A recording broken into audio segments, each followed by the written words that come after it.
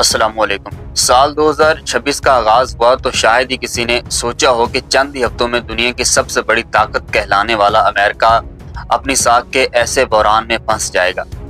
آج سوال یہ نہیں ہے کہ جنگ کون جیت رہا ہے، اصل سوال یہ ہے کہ کیا امریکہ اب بھی واقعی سپر پاور ہے یا صرف ایک دعویٰ باقی رہ گیا ہے۔ کہانی شروع ہوتی ہے اس وقت سے جب ڈونلڈ ٹرمپ اور بینجامن نتن یاہو نے ایران پر حملے کا فیصلہ کیا۔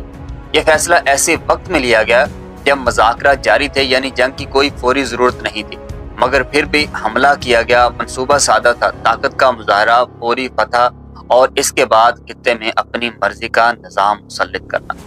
لیکن حقیقت اس کے بالکل برعکس نکلی۔ پہلے ہفتے میں دعوے ہوئے کہ جنگ جیت لیں گے، دوسرے ہفتے میں کہا گیا کہ فتح قریب ہے، تیسرے ہفتے میں اعلان ہو گیا کہ ہم جیت چکے ہیں۔ مگر جیسے ہی چوتھا ہفتہ شروع ہوا، وہی قیادت دنیا سے مدد مانگتی نظر آئی۔ برطانیہ، فرانس اور نیٹو سے اپیلیں کی گئی، مگر حیران کن طور پر یورپ نے صاف انکار کر دیا۔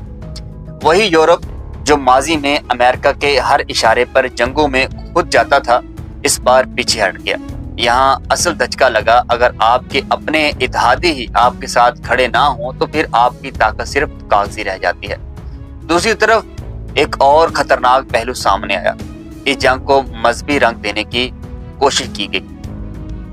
کہیں اسے بائبل کی جنگ کہا گیا، کہیں کروسیڈ کا نام دیا گیا، لیکن یورپ جس نے صدیوں پہلے مذہبی جنگیں لڑی تھی، اس بار اس بیانی سے دور رہا۔ اس کے برعکس کچھ مسلم ممالک نے خاموشی اختیار کی یا بالواسطہ طور پر اس جنگ کا حصہ بن گئے۔ یہی وہ نقطہ ہے جہاں اصل کھیل سمجھ آتا ہے۔ مسلمانوں کو آپس میں لڑانا۔ جب خلیجی ممالک میں موجود امریکی اڈوں سے ایران پر حملے ہوئے تو ایران نے بھی انہی اڈوں کا نشانہ بنایا۔ نتیجہ کیا نکلا؟ خطہ ایک بڑی جنگ کے دہانے پر پہنچ گیا۔ یہی وہ جال تھا جس میں پاکستان کو بھی پھنسانے کی کوشش کی گئی، کیونکہ پاکستان کے ایران کے ساتھ طویل سرحد ہے اور سعودی عرب کے ساتھ دفاعی تعلقات بھی۔ لیکن یہاں ایک غیر معمولی بات ہوئی۔ پاکستان، ترکی اور کچھ دیگر ممالک نے کشیدگی کم کرنے کی کوشش کی۔ رابطے قائم کیے گئے تاکہ ایران اور سعودی عرب آمنے سامنے نہ آئیں۔ یہی وجہ ہے کہ ایران نے پاکستانی عوام کا شکریہ ادا کیا، کیونکہ شدید دباؤ کے باوجود پاکستان اس جنگ کا حصہ نہیں بنا۔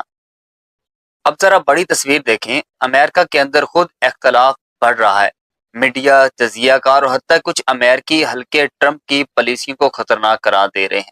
اسے ایک ایسے لیڈر کے طور پر دیکھا جا رہا ہے جو دنیا کو بڑے تصادم کی طرف دھکیلا جا سکتا ہے۔